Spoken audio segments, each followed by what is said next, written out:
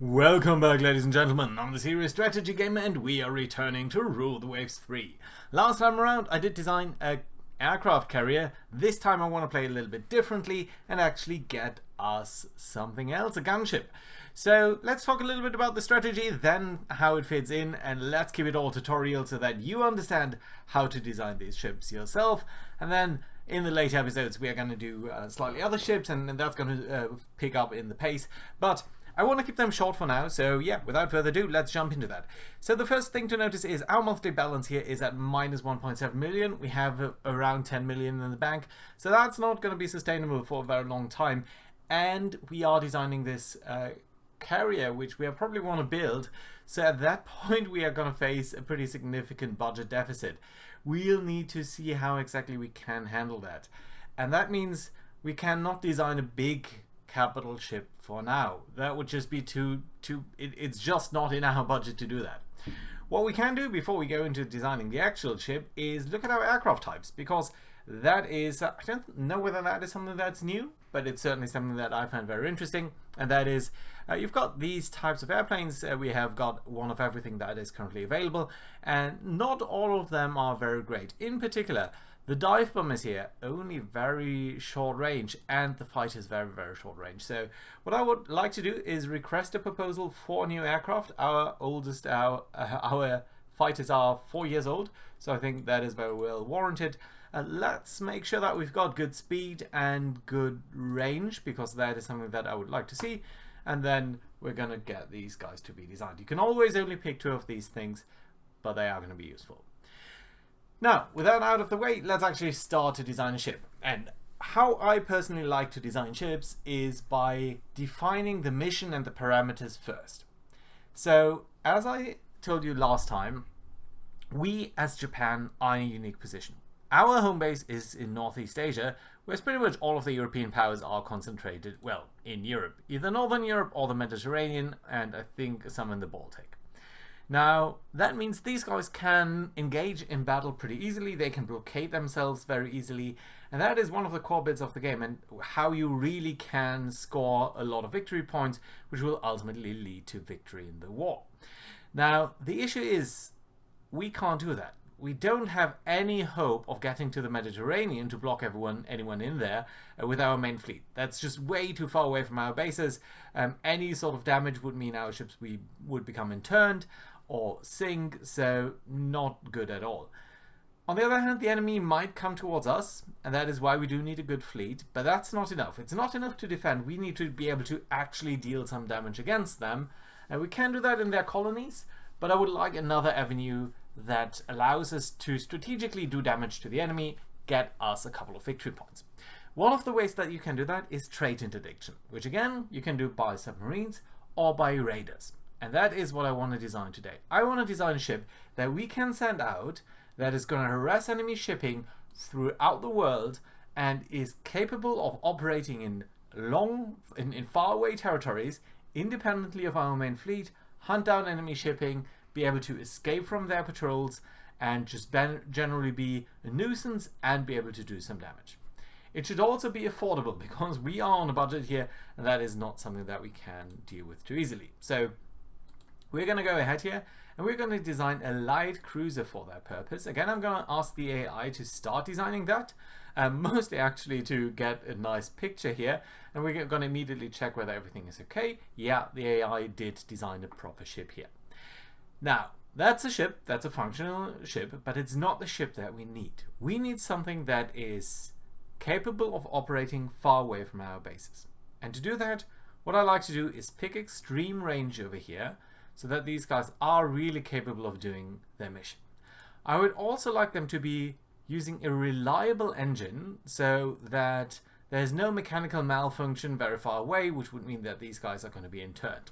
Now, these 2 things alone already increase the weight that we have here. So we will need to make some balances and make sure that we're designing that correctly. But before we go into that, let's actually check one more thing, and that is whether diesel fuel is going to be better. And the answer seems to be no. Curiously enough, not. We could play around with the speed and maybe go to 31 knots. And potentially at that point, no, oil and turbines are still better than diesel. Interesting. I would not have thought so. But that seems to be the case. Now, in terms of speed, I would actually like to go 32 knots because we'll need to make sure that we get away from anything that's stronger than us. We need to be faster than that, and we need to be stronger than everything that's faster than us, which is basically true for many ships, but especially so for raiders, because we need just to be able to outrun enemy heavy cruisers. We also probably need to be able to outrun enemy light cruisers, because they are probably better designed for actual fleet action than we are going to be. On the other hand, destroyers, that's going to be very hard for us to outrun. These guys are fast, nimble, and yeah, just generally difficult. So we'll need to make sure that we're stronger than them. But I think 32 knots, that's going to be a good choice over here. I think normal accommodation is going to be fine. So the big question is, what do we do now to deal with this weight? What we could, of course, do is just dial up the weight limit here, and that should at some point be able to take care of that, and that would still be a legal design, so that's perfectly fine. And this would be a functioning raider, and it would also have the nice added benefit that it would also be a relatively good fleet ship. But I don't think that's what we need. We need these guys to be able to go out there and not be able to stand in the fleet. These are missions that are mutually exclusive, so we're going to instead try to skim weight of that and just get rid of anything that we don't need, at least to the degree that it makes sense. One of the things that I don't think we need is that many guns. We could even go for smaller caliber guns, even 4-inch guns, but I think having a couple of 5-inch guns is probably still fine. Nevertheless, let's at least get off this W turret, this one over here. We're going to delete that. And that leaves us with 2 turrets in the front, 2 turrets in the rear, which I think is fine. That allows us to hunt down enemies that are in front of us. It also allows us to engage enemies that are coming in from behind, and that should be a-okay. We could even think about just using single guns over here, but honestly, oh, I didn't notice that.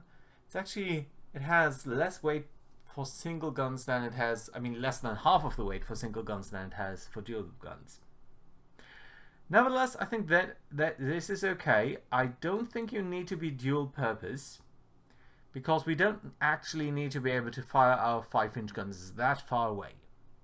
For a fleet combatant, that would be pretty okay. That would be a good idea. But we can also pick a couple of 3-inch guns as secondaries, and maybe 12 of them. 6 towards either side.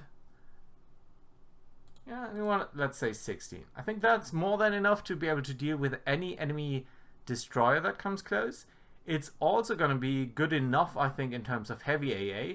That should actually be better than the larger guns, because these guys can fire faster. So yeah, I'm pretty happy with that layout.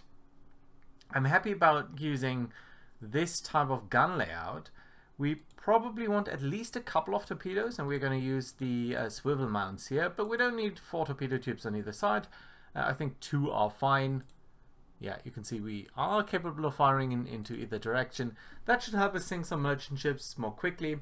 I would also like to have a couple of seaplanes here that we can use to search for enemy prey, which should be pretty good, and I think we're going to do it like that. Let's briefly check on whether everything is okay. Yeah, there's of course a weight issue, but other than the weight, there is no problem here. We don't need any mines, and I don't think we need quite as many heavy AA directors here, and I'm going to dial down on that to 1. One I think we do need. And I do like to have at least a couple of light guns here, although we are still topside heavy, so we'll need to take care of that. I think a little bit less ammunition is going to be fine.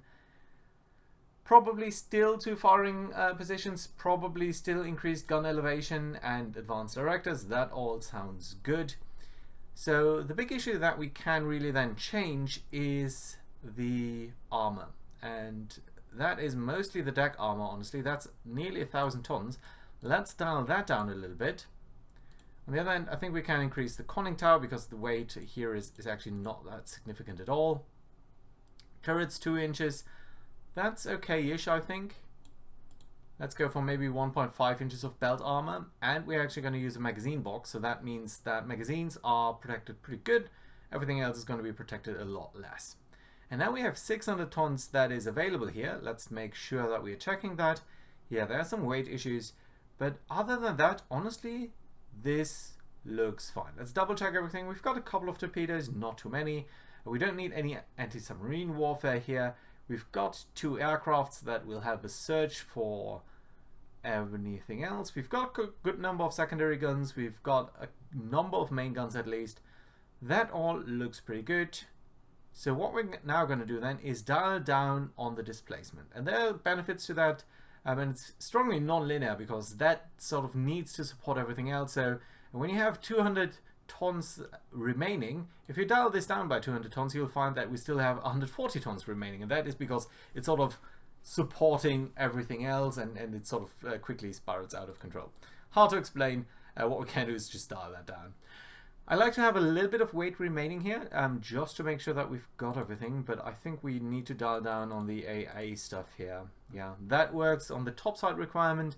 The weight remaining is still pretty okay. That does leave us some room to do some later improvements, like maybe auto firing guns or radar installations, stuff like that.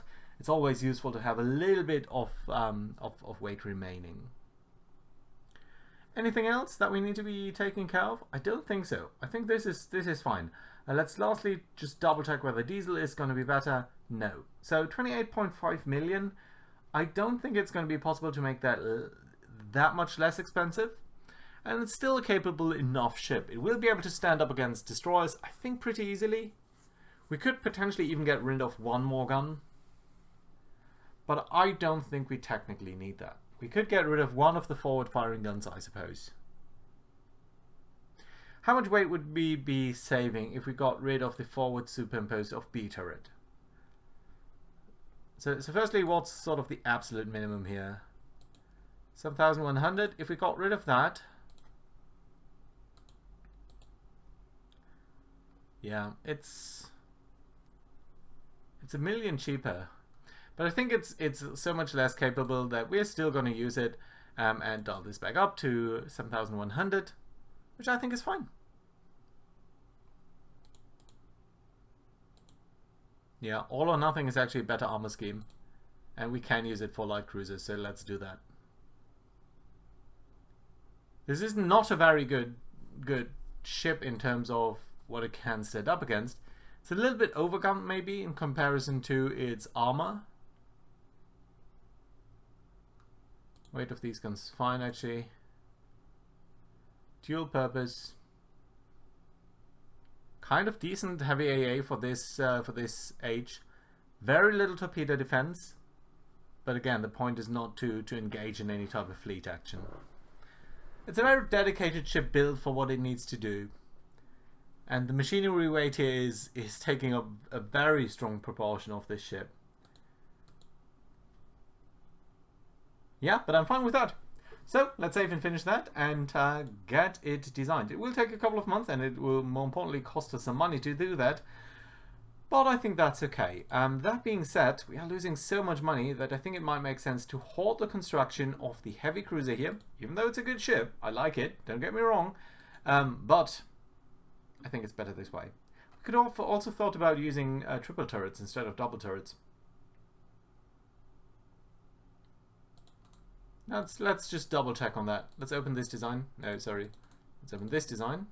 No, the game doesn't want to do that. Can I open it this way? That must be the Suma class, right? Yeah, so what if we used triple turrets instead?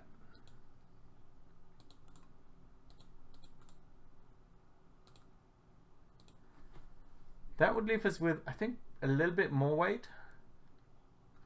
It's 1 more gun in total. A lot of them firing to the rear there. No, I don't like it. I like the flexibility of being able to fire forward or rearward with at least 4 guns. And I think double turrets are still, at this age, capable of firing more often. So, that being said, we have our radar class here. It's going to be pretty good, I think, to build that. And with a little bit of money in the bank, I think we can go ahead and hit the next turn. And then you guys can... we're going to see what's going to happen here. One of our shipyards is short on orders, and they would offer to build another of these heavy cruiser classes at a discount in 22 months. I'm going to say okay. We're going to take that offer. But what we're going to do is we're going to immediately halt the construction of that because we can't really afford it. But we have also an offer from a visit to China. Remember, China is one of the areas that is probably weakest and easiest for us to take, with a proposal to solve outstanding tensions. Now, I think very much that is not something that we want to do. We want to have more budget, but also an increased tension with China is probably going to be useful for us. So yeah, that's pretty good. Let's do it. Oh, and notice our budget there. Even though we are now building the Kasuga at 2.4 million, we are only minus 800,000 in the bank, which honestly I think is pretty fine. Nevertheless, let's resume the keep the construction going. Or not. Yeah, you know what? We're gonna hold the construction here. It's still at a discount. We're paying a little bit for upkeep here, but honestly, I think it's gonna be fine. Yeah, I know it's probably not, strictly speaking, the best, but I think it's still good to have these guys ready to start and build that as soon as possible. We've got a little bit of money now. That means we can then start to build the heavy carrier and the light cruiser. So, that being said, thank you very much for watching. I know it's a bit of a short episode, but I do want to have that a little bit more curtailed and a little bit more focused. Let me know what you think of that, and let me know what you think of our raider. Hope to see you next time. Bye-bye, guys.